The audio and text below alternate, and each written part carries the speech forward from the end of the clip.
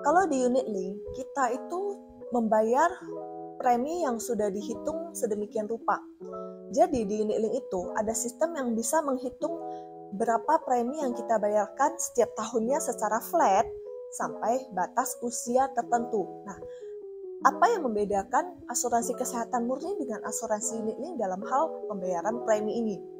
Kita ambil contoh, misalnya di asuransi kesehatan murni, usia 30 tahun, preminya sekitar 550.000. Sedangkan di unit link itu akan dikenakan premi yang lebih mahal biasanya, sekitar kita katakanlah 1 juta. Walaupun biaya asuransinya hanya 550.000, tapi kenapa kita harus bayar premi 1 juta? 450.000-nya itu dikemanain sih? Nah, 450.000-nya itu akan dipotong untuk biaya-biaya yang timbul di unit link. Lalu setelah dipotong biaya-biaya itu, maka hasil sisa dananya itu akan dimasukkan ke rekening investasi. Makanya di unit link itu ada yang namanya investasi plus asuransi. Dengan kata lain, di unit link, pro-nya itu adalah preminya akan flat. Tidak seperti di asuransi murni yang naik setiap tahun. Sedangkan cons-nya itu adalah di premi asuransi unit link itu lebih mahal. Bisa sampai 2 kali lipat dari premi asuransi murni. Yang kedua adalah transparansi. Di asuransi kesehatan murni itu lebih transparan karena yang kita bayar yaitu biaya yang kita bayar.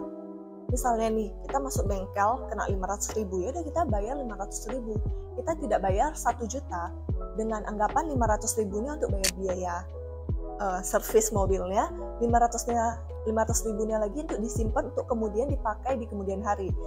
Nah, di asuransi kesehatan murni itu ya kita bayar 500.000, ya memang preminya 500.000. Tapi di unit link kita akan membayar lebih mahal. Dan selisih biaya yang lebih mahal itu dikemanain? Nah, ini aku mengambil contoh salah satu ilustrasi asuransi unit link. Nah, kita bisa lihat di asuransi unit link itu ada beberapa biaya-biaya yang harus kita bayarkan. Salah satunya yang paling besar itu menurut aku adalah biaya akuisisi.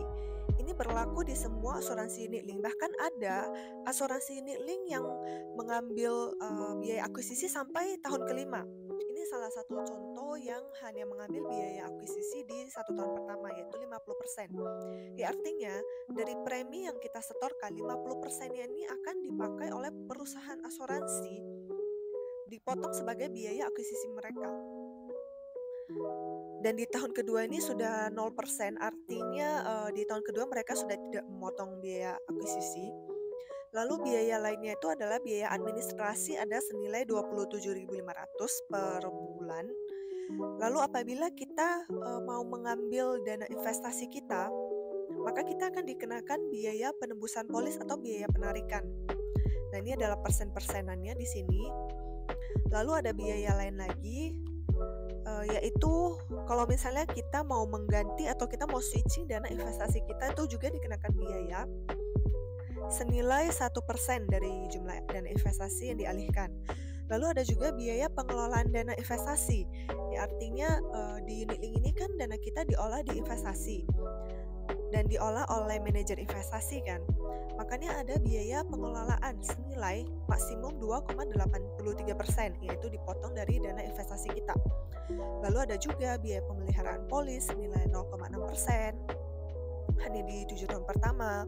Lalu apabila kita mau cuti premi, itu kita juga bisa, tetapi di tahun-tahun tertentu, dan dikenakan juga biaya-biaya cuti premi. Seperti contoh di sini, di tahun ke-8 kita sudah tidak terkena biaya lagi kalau misalnya mau cuti premi. Tapi di sampai tahun ke-7 masih ada biaya kalau misalnya kita mau cuti premi. Nah, ini adalah biaya-biaya yang ada di unit link yang mungkin tidak sebagian orang sadar, tetapi biaya inilah yang dipotong sehingga dana yang masuk ke investasi kita itu tidak sepenuhnya. Makanya agak sulit kalau kita mau mengharapkan investasi unit link ini sebagai pegangan investasi kita, karena memang sudah terpotong banyak sekali biaya-biaya di unit link.